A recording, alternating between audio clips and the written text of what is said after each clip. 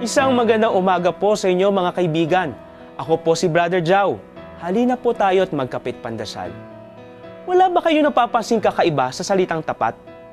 Ang salitang tapat daw, kung ating babaliktarin, tapat pa rin. Ang galing ano po?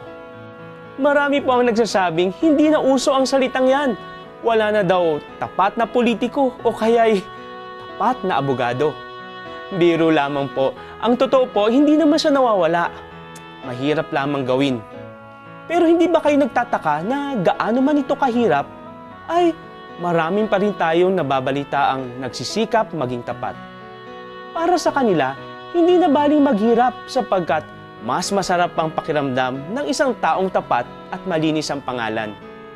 Mga kaibigan, sabi po sa Biblia, huwag nating kainggitan ng gumiginhawa sa maling paraan.